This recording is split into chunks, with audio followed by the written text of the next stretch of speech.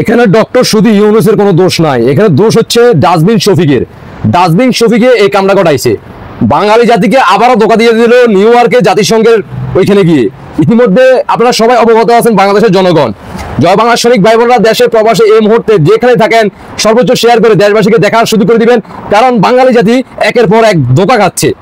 ইতিমধ্যে আপনারা স্ক্রিনে অলরেডি ছবি দেখতে আছেন, সুন্দর করে ভালো করে দেখেন। ডক্টর শফিক, ওই যে উর্ফে ডাস্টবিন শফিক, মানে ডোনাল্ড ট্রাম্পের সাথে ডক্টর সুধী ইউনূসের একান্ত আলাপ হয়েছে, ওইখানে সেলফি তুলছে, এডিটিং করা হইলো একটু সুন্দরভাবে করা হইতো না? এই আইফোন কি আছে, ওইখানে তো এডিট করলে এই ধরনের ঘটনা ঘটতো না।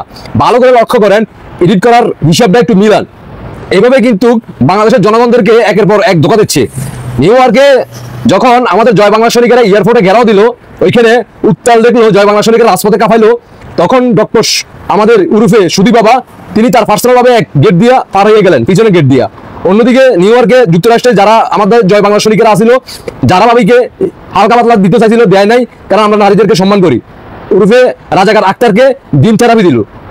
পরবর্তীতে আক্তার জাতির উদ্দেশ্যে ভাষণ দিল আমাদের, এবং যারা ভাবি যে জয় বাংলা সৈনিকেরা ভালো না, জয় বাংলা সৈনিকেরা ডিম থেরাপি দিছে, এটা কোনো সমস্যা না, আমাদের মনোবল ভাঙা যাবে না, আমরা মনোবল আমাদের আরো চাঙ্গা হয়েছে।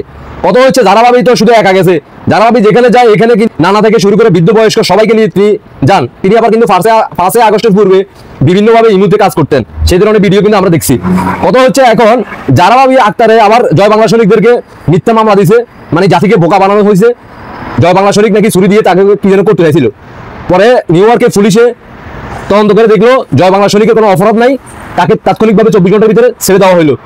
পরবর্তীতে জয় বাংলা সৈনিক আরেকজনকে তারা সর্বপ্রথম আক্রমণ করে। পরবর্তীতে আপনাদের স্ক্রিনে অলরেডি দেখছেন, ভিডিও ভাইরাল। নিউ ইয়র্কের পুলিশে ভালো করে দিছে, এখন জেলখানায় আছে, হাজতের মধ্যে আছে। ইনকলাব জিন্দাবাদ, পাকিস্তান জিন্দাবাদ, জয় বাংলা হয়ে গেছে। তো একের পর এক এভাবে কিন্তু শুধু দেশে বিদেশে যেখানে যাচ্ছে সেখানে শুধু মিথ্যা প্রচার চালিয়ে যাচ্ছে। বাঙালি জাতিকে 5 আগস্টের দিন থেকে শুরু করে একের পর এক ধোঁকা দিচ্ছে।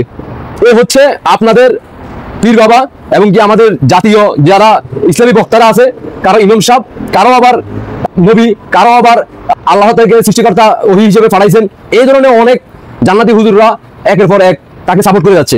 কিন্তু সর্বশেষ ডোনাল্ড ট্রাম্পের সাথে বাটপারি করে দিল, মানে ডোনাল্ড ট্রাম্পের সাথে সেলফি তুলছে, এটাও এডিট করে তুলতে হইলো, কারণ জাতির ভাবি আছে, সাথে আক্তার আছে, জামাত শিবির আছে, আমাদের মির্জা ফখরুল সাহেব আছে।